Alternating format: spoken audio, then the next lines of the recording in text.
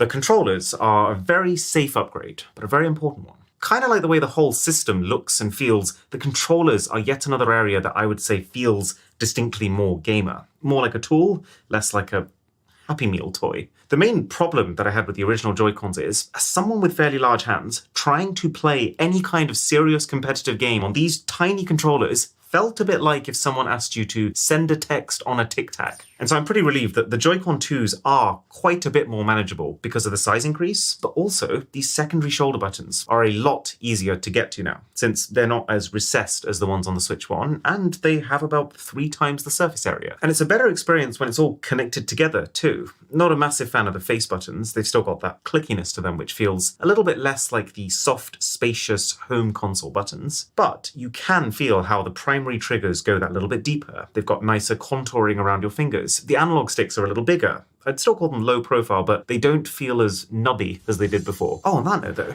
I do find it really weird that nothing has been said about Joy-Con drift. Like, Nintendo hasn't even indirectly hinted that they realized there was an issue with the old Joy-Cons and that they fixed it here. Joy-Con drift was not a joke. Like, I must have lost 6 to 8 of my controllers over the life cycle of the original Switch to this one issue. So it's a very major thing that they might have ironed out here, but they also might not have, and that would be very alarming. Anyways, we got to talk about the elephant in the room. These optical sensors embedded into the new Joy-Cons, which allow you to plant them on a flat surface, and assuming you have the new Joy-Con clips attached, then with no further action or menus that you need to navigate, you can just start using these Joy-Cons as if they were like computer mice, with, unlike computer mice, haptic feedback built in. I mean, what an absolutely insane feature that only Nintendo would try. It's just so smart, like taking advantage of the fact that the bottoms of these controllers are flat anyways, and using that to turn them into something that opens up an entirely new genre of games available to everyone who buys a Switch 2 with no extra accessories required that would be very difficult to play on any other console. WarioWare is going to be crazy on this one. But seriously, for games like Civilization 7, which by the way is already confirmed for Switch 2, this is going to be miles better than fiddling around with a joystick to drag your cursor around. And can you imagine how much easier things like Mario Maker 3 are going to be?